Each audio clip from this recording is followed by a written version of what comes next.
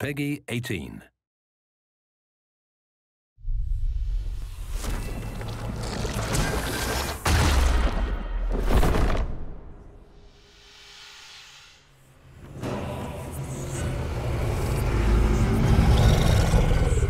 Dragon Age 2 is going to be about consequence. It's a game about making hard decisions. As we talked about the plot for Dragon Age 2, it really came down to two potential stories. One, which felt a lot like Dragon Age Origins, and the second, which delved into a lot more about the actual lore and history of Dragon Age 2. The second option was the tougher option to tell. But we felt that Dragon Age needed to explore some different directions and some different ways to tell story. Hawk, the man or woman that the player steps into the shoes of, is a refugee, someone who escaped the Blight and spawned a legend. Hawk is going to be a different character based on the actual dialogue options you pick.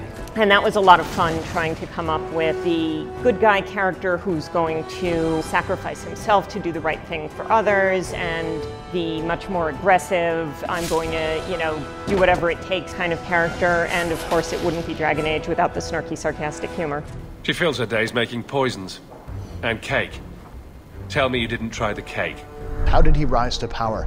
How did he become the champion of Kirkwall? What's brought the city and later the entire world to the brink of war? These are questions that need to be answered. It's like one of those moments in history where people will talk about for centuries afterwards that I knew someone was there, or read stories about the people who were there.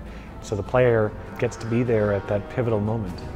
So we got together to talk about ways we could do this, the way we could tell a decade worth of history in a single game. And out of those explorations, that's where the frame narrative came from. A story within a story became key. This is a technique you see in The Usual Suspects, you see it in Princess Bride. It's being told from the perspective of a character named Varric. He's a dwarven rogue storyteller. I've had gentler invitations. Varric knew the player, and he's telling the story to Cassandra, who is a Templar investigator who is trying to figure out what happened. Time to start talking, dwarf. They tell me you're good at it. But he doesn't always tell the truth. Sometimes he begins telling the legend, the story that everybody knows about this character, Hawk, that was larger than life. Bullshit. That's not what really happened. When a book or a movie does a frame narrative, the narrator knows how things are going to turn out. But in a video game, we can't know that, because the way you choose to play is going to affect the narration. And what's so very cool about this is, while we can't really take credit for frame narrative, it's been used for hundreds of years, I think this may be one of the truly interactive frame narratives. Thus began the champion's first year in Kirkwall, settling his debts with the mercenaries. That's when I first met the champion. In Dragon Age Origins, you traveled across the land, but in Dragon Age 2, you're traveling through time. We're focused on a more specific area. You see it over time, you see it evolve, you see it change. This, I think, gives it more depth. Relationships can develop over a period of years rather than just weeks or months. Been a while, hasn't it? I've been keeping an eye on you. On one hand, an adventure tale isn't necessarily about romance, but on the other hand, what adventure tale, what science fiction or fantasy tale have you ever seen that didn't have some element of romance? Wait, you're not thinking of bringing feelings into this, are you?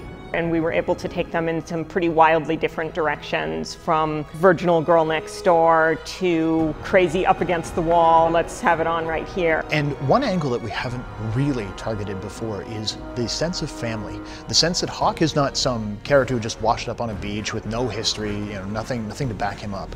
He's got a mother, he's got siblings, and they come with him. Will we see rivalry? Yes. Will we see jealousy? Yes. Will we see genuine affection? Yes. We're running from your bloody Templars. I'm in charge. You do what I say. Right, brother. So it's obvious, well, if I'm going to become the champion of Kirkwall, why bother playing? Well, the question is, what is a champion of Kirkwall? Is there a political significance? Do I command an army? Have I got some sort of superpower that no one's told me about? And in a lot of ways, how you choose to play will help define that. It would have been very easy for us after Origins to sit on our laurels and just do what was already successful and not try anything new. But I think the thing that Bioware does that's great is we're always interested in evolution.